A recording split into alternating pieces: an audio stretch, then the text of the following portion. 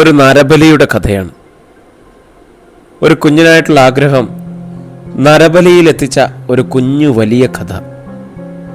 വിധി അവർക്ക് നൽകിയത് സമ്പത്തും സൗഭാഗ്യങ്ങളുമായിരുന്നു.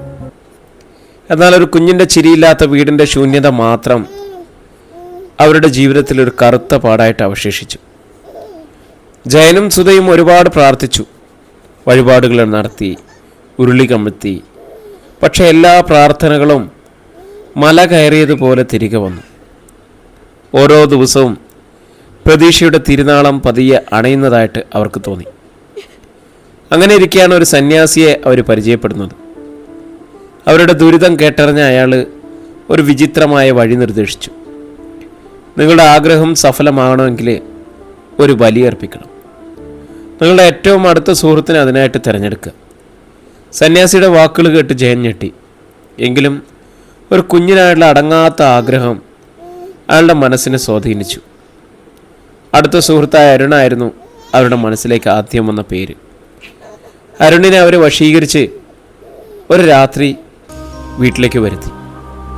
കൊലപാതകം നടത്തുന്നതിന് തൊട്ടു മുമ്പ് അരുൺ ജയയെയും സുധയെയും നോക്കി ശാന്തനായിട്ട് പറഞ്ഞു, എടാ, എന്നെ കൊന്നോളൂ, പക്ഷേ എൻ്റെ കുഞ്ഞുമക്കളിൽ ഒരാളെ നിങ്ങൾക്ക് വളർത്താൻ തരാൻ ഞാനും എൻ്റെ ഭാര്യയും തീരുമാനിച്ചിരുന്നു. ഇതിപ്പോൾ ജയൻ്റെ കൈകൾ വിറച്ചു. അവൻ്റെ കണ്ണുകളിൽ അരുണിനോടുള്ള സ്നേഹവും കുറ്റബോധവും ഒരുമിച്ച് കത്തി നിന്നു. അരുൺ തുടർന്നു, ഞങ്ങളുടെ കുഞ്ഞുങ്ങളെ ഞങ്ങൾക്ക് ജീവനായിരുന്നു. എന്നിട്ടും നിങ്ങൾക്കിത് എങ്ങനെ ഒരു കുഞ്ഞിനെ നൽകുമെന്ന് ഞാൻ ചിന്തിക്കുകയാണ്. അരുണിൻ്റെ കണ്ണുകളിൽ തെളിഞ്ഞ നിഷ്കളങ്കത ജയൻ്റെ ഹൃദയത്തെ വല്ലാതെ വേദനിപ്പിച്ചു.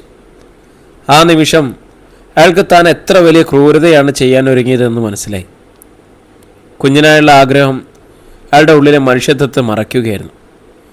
ജയൻ്റെ കൈകളിൽ നിന്നും കടാര താഴെ വീണു. താൻ എത്ര വലിയ തെറ്റാണ് ചെയ്യാൻ പോയതെന്ന് ജയൻ അരുണിനോട് കുറ്റസമ്മതം നടത്തി.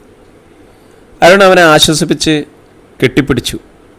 പിന്നീട് അരുണിൻ്റെ സഹായത്തോടെ ജയനും സുധയും ഒരു അനാഥാലയം സന്ദർശിക്കുകയും ഒരു കുഞ്ഞിനെ ദത്തെടുക്കുകയും ചെയ്തു. അരുണും കുടുംബവും അവർക്ക് പൂർണ്ണ പിന്തുണ നൽകി.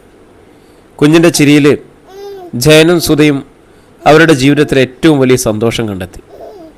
ആ കുഞ്ഞിനെ നെഞ്ചോട് ചേർത്ത് പിടിച്ചപ്പോൾ അവർ തിരിച്ചറിഞ്ഞു, യഥാർത്ഥ സ്നേഹവും ദയയുമാണ് ഒരു കുഞ്ഞിനെ ജീവിതത്തിലേക്ക് കൊണ്ടുവരുന്നതെന്ന്.